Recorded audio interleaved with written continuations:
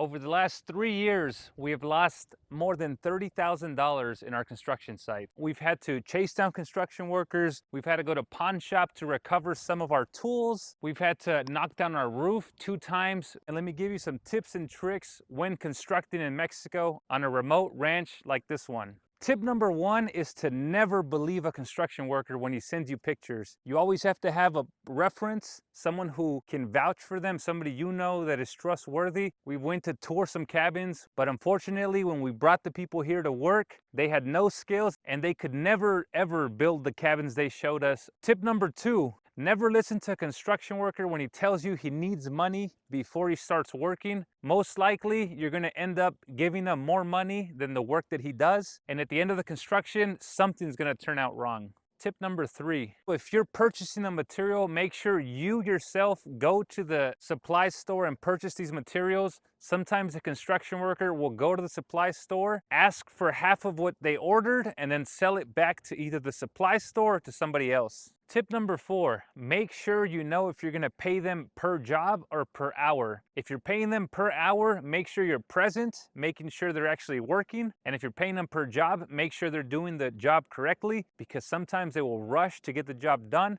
leaving quality out of the picture. We think we've had the craziest construction experience, but please let us know if you've had any crazy stories or crazy mistakes that construction workers have done on your construction sites.